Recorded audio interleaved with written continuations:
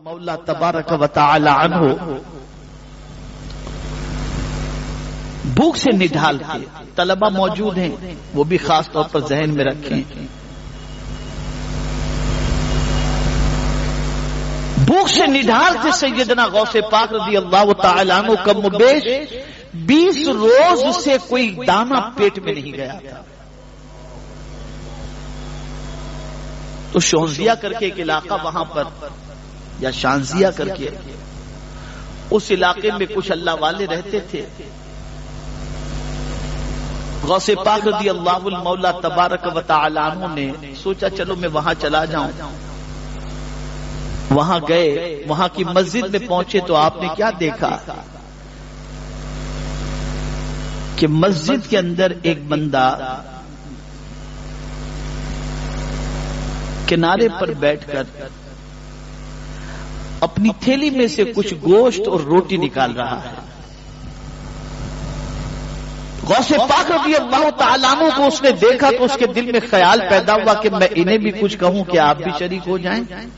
تو غوث پاک سے اس نے کہا کہ آپ لیں گے؟ تو غوث پاک رضی اللہ تعالیٰ عنہ نے حضور صلی اللہ علیہ وسلم کی سنت پر عمل کرتے ہوئے پہلے پوچھا آپ کون، کہاں سے؟ تو اس نے بتایا میں جیلان سے آیا ہوں. پھر اس نے پوچھا آپ کا نام؟ غوث پاک سے پوچھا. غوث پاک نے فرمایا میرا نام عبد القادر اور میں بھی جیلان کا رہنے والا ہوں. اب اتنا سننا تھا کہ وہ شخص جس کے پاس روٹی اور گوشت تھا، جس نے غوث پاک کو کھانے کے لیے گزارش کی، جب غوث پاک سے اس نے سنا غوث پاک کا نام تو رونے لگا، آنکھوں سے آنسو جاری ہو گئے، خوب رویا ہوا. تو غوث پاک رضی اللہ تعالیٰ عنہ نے فرمایا آخر تمہاری آنکھوں میں آنسو کس بات سے، کیوں رو رہے ہو تم؟ اب اس شخص نے جواب میں کہا یا عبد القادر، میں جب جیلان سے بغداد آ رہا تھا تو آپ کی ماں نے مجھے کچھ رقم آپ کے لیے دی تھی، میں اس رقم کو لے کر کے نکلا، لیکن یہاں پہنچنے کے بعد میری جو رقم تھی وہ ختم ہو گئی اور آپ نہ مل سکے اور مجھے فاقے کی شدت محسوس ہونے لگی، تو میں آپ کے پیسے سے یہ روٹی اور گوشت خریدا ہوں اور کچھ پیسے میرے پاس باقی رہ گئے ہیں، مجھے معاف فرما دیجئے کہ میں نے آپ کی امانت میں خیانت کی اور یہ باقی کی رقم آپ لے لیں. غوث پاک نے اپنی رقم میں سے جو ان کی والدہ نے بھجوائی تھی اس میں سے بقدر ضرورت رقم لی اور باقی سب رقم بھی اسے دے دی اور فرمایا تم مسافر ہو، رکھو یہ رقم تمہیں کام آئے گی اور جو تم نے کھا لیا میں اسے معاف کر رہا ہوں. بتانا مقصد یہ ہے کہ ضرورت کے باوجود، حاجت کے باوجود، حاجت کے باوجود، ضرورت کے باوجود دوسروں پر مہربانی کرنا یہ اللہ والوں کی شان ہوا کرتی ہے. یہ اللہ والوں کی شان. اللہ والوں کی شان خود پرستی کی نہیں ہوتی. پہلی چیز ذہن میں رکھیے، یہ ایک بہت اہم بات عرض کر رہا ہوں، ہمیشہ یہ ذہن میں رکھو، اسلام خود غرضی کی تعلیم نہیں دیتا. اسلام سیلفش بننے کی تعلیم نہیں دیتا کہ تم خود غرض بنو. اسلام ہمیشہ سیکریفائس کی تعلیم دیتا ہے کہ دوسروں پر اپنی خواہش کو قربان کرو. ایک بات بتاؤں، یہ جو محفل میں آپ آتے ہیں اور بہت سارے لوگ اپنی جگہ پر جمے رہتے ہیں، ہلتے بھی نہیں ہیں، کسی کو بیٹھنے بھی نہیں دیتے، تو یہ بھی سمجھ لیں کہ اس میں بھی قربانی دینے کا حکم ہے. قرآن کہتا ہے یا ایھا الذین آمنوا اذا قیل لکم تفسحوا فی المجالس فافسحوا یفسح اللہ لکم. اے ایمان والو، جب تم سے کہا جائے مجلس میں جگہ دو تو آنے والوں کو مجلس میں جگہ دو. تم ان کو جگہ دو، اللہ تم کو جگہ دے گا.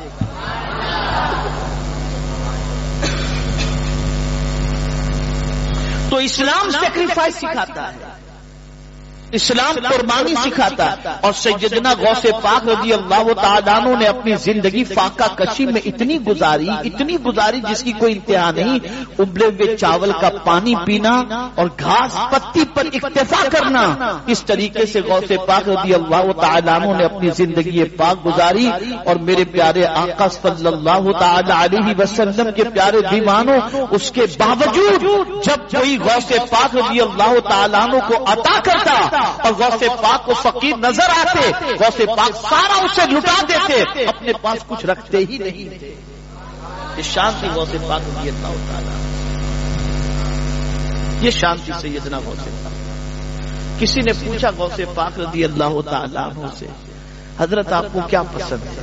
دیکھیے اخلاق غوث پاک، آپ کو کیا پسند ہے؟ ارشاد فرماتے ہیں اگر مجھے میرا مولا پوری دنیا بھر جتنی دولت عطا فرما دے تو میں وہ ساری دولت غریبوں کے اندر خرچ کر دوں.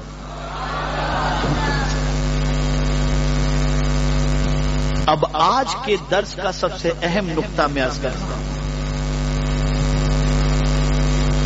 آج کے درس کا سب سے اہم نقطہ، اور اس نقطے کو آپ کبھی بھی زندگی میں نہ بھولیں گے. یہ غوث پاک رضی اللہ تعالیٰ عنہ کا بہت عظیم فرمان ہے. ایک مرتبہ درود شریف پڑھنے، اللہم صلی علی سیدنا و مولانا محمد معدن الجود والکرم وآلہ وصحبہ وبارک وسلم صلاۃ و سلام علیک یا سیدی یا رسول اللہ صلی اللہ تعالی علیہ وسلم. میرے پیارے آقا صلی اللہ تعالی علیہ وسلم کے پیارے دیوانوں، سیدنا غوث پاک رضی اللہ تعالی عنہ سے کسی نے پوچھا تھا. فرماتے غوث پاک رضی اللہ تعالی عنہ کہ میں رات کو سویا تھا اور میں نے خواب میں ایک ضعیف کو دیکھا. اب یہ واقعہ میں بعد میں عرض کرتا ہوں، پہلے ایک سوال پوچھنا چاہتا ہوں. آپ میں سے کتنے لوگ ہیں جو اللہ سے قریب ہونا چاہتے ہیں؟ سب چاہتے ہیں؟ کوئی بندہ بھی ایسا نہ ہوگا جو اللہ سے قریب ہونا نہ چاہتا ہو. تو غوث پاک رضی اللہ تعالی عنہ فرماتے ہیں میں رات کو سو رہا تھا، میں نے خواب میں ایک بوڑھے کو دیکھا اور اس بوڑھے نے، اس ضعیف نے مجھ سے سوال کیا خواب میں، یا شیخ میں اللہ سے قریب ہونا چاہتا ہوں، مجھے کوئی نسخہ بتائیے. میں اللہ سے قریب ہونا چاہتا ہوں، مجھے کوئی نسخہ بتائیے. تو سیدنا غوث پاک رضی اللہ تعالیٰ عنہ فرماتے ہیں کہ میں نے اسے بتایا کہ اگر تجھے اللہ کا قرب چاہیے تو 2 عادتیں اختیار کر. نمبر 1 تقوی، اللہ سے ڈر، ظاہر میں بھی ڈر، باطن میں بھی ڈر، مجمع میں بھی ڈر، اکیلے میں بھی ڈر. کوئی دیکھ رہا ہو تب بھی ڈر، کوئی نہ دیکھ رہا ہو تب بھی ڈر. تقوی اختیار کر، پہلی چیز. اور دوسری چیز سیدنا غوث پاک رضی اللہ تعالیٰ عنہ فرماتے ہیں تسلیم و رضا اور ہر حال میں توکل. تسلیم و رضا، اللہ کے فیصلے پر راضی تھا. سب کچھ لے لیا اس نے، مولا میں راضی ہوں. کچھ نہ تھا اس نے بہت دیا، مولا میں راضی ہوں. جس میں تو راضی اس میں میں راضی. اور پھر اپنے رب پر کامل بھروسہ. اگر کوئی بندہ ان 2 چیزوں کو اختیار کر لے تو غوث پاک رضی اللہ تعالیٰ عنہ فرماتے ہیں کہ اسے اللہ کا قرب نصیب ہو جائے گا.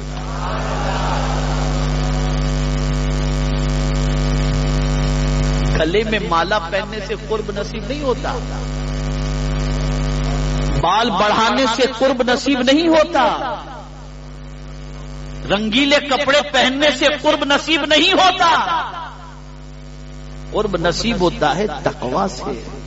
اسی لیے جب حضرت معاذ بن جبل رضی اللہ تعالیٰ عنہ کو آقا کریم صلی اللہ علیہ وسلم نے یمن کی طرف بھیجا گورنر بنا کر، تو جانتے ہیں اب سرکار صلی اللہ علیہ وسلم کے علم کا کیا کہنا. ارشاد فرماتے معاذ اب جب تم یمن سے لوٹو گے تو میری ملاقات نہیں ہوگی.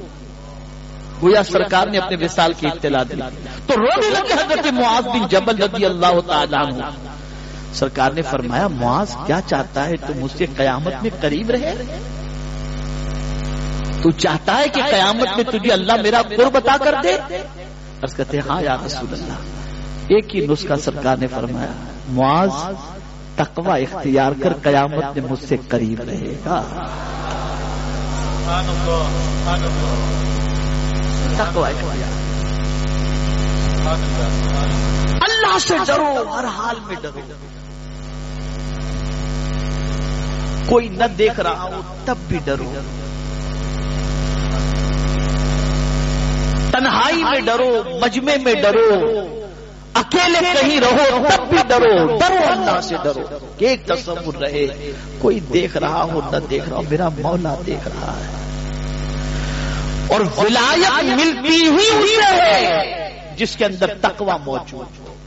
بغیر تقوی کے ولایت ملتی ہی نہیں.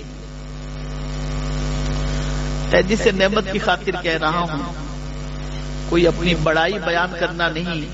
قرآن مقدس میں اللہ نے فرمایا کہ اللہ کی نعمتوں کا چرچا کرو تو اس نعمت کا چرچا کرنے کی غرض سے آج ہی صبح الحمدللہ میں بغداد مقدس سے حاضر ہوا ہوں. غوث پاک رضی اللہ تعالیٰ عنہ کے یہاں کئی دن رہنے کی سعادت نصیب ہوئی. کربلائے معلیٰ میں 2 دن رہنے کی سعادت نصیب ہوئی. مولا علی کے یہاں 1 دن رہنے کی سعادت نصیب ہوئی. اور ایک جو بہت اہم سعادت نصیب ہوئی ہے، صرف میں اس شکرانے کا اظہار کر رہا ہوں کہ جس حجرے کے اندر سیدنا غوث پاک عبادت کرتے تھے، الحمدللہ اس حجرے کے اندر بیٹھنے کی سعادت نصیب ہوئی، تلاوت کی سعادت نصیب ہوئی. اور نکلنے کے 2 روز پہلے اس حجرے کے اندر بٹھایا گیا اور کہا گیا لائٹ آف کر کے کہ آپ یہاں اللہ کا ذکر کرو. اور وہاں ذکر کی محفل کیے. اس حجرے کے اندر کچھ لوگ تھے، الحمدللہ 5-10 لوگ تھے. سید امین القادری صاحب بھی ساتھ میں تھے. تو اللہ کا ذکر وہاں کی اور ذکر کے بعد الحمدللہ وہاں دعا بھی ہوئی. میں اس جگہ کی حقیقت آپ کو نہیں بتا سکتا کہ اس مقام کے اندر قدرت نے کتنے انوار اور کتنی برکتیں رکھی. وہاں کا چپا چپا نور کی خیرات بانٹ رہا. جو در و دیوار غوث پاک کے ذکر الہی پر گواہ ہوں، ان در و دیوار کا کیا کہنا. تو میں آپ کو ایک چیز بتاؤں کہ غوث پاک کی بارگاہ میں بیٹھ کر کے میں جو ہے وہ قصید غوثیہ پڑھ رہا تھا. ایک شعر پر میں پہنچا تو آپ لوگ سب یاد آ گئے مجھے.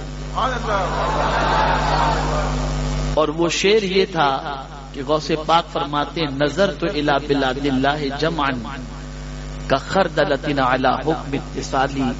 میں اللہ کے شہروں کو اس طرح دیکھ رہا ہوں جیسے ہاتھ کی ہتھیلی میں رائی کا دانہ.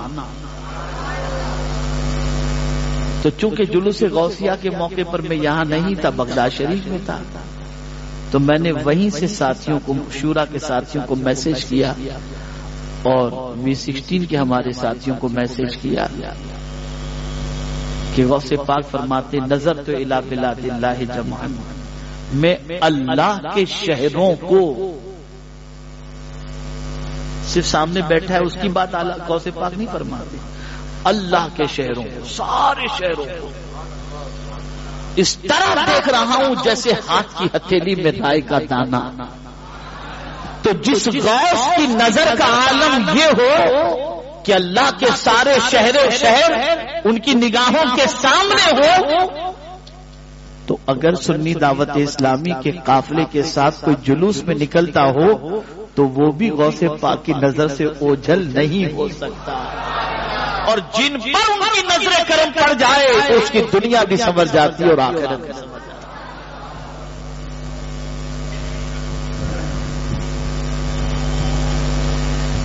غوث پاک کی نظر کا معاملہ اللہ اکبر. نظر رحمت کسی پر ڈال دیں تو بیڑا پار ہو جائے، اور نظر غضب کسی پر ڈال دیں تو اس کا بیڑا غرق ہو جائے. یہ آپ کی نظر کی تاثیر.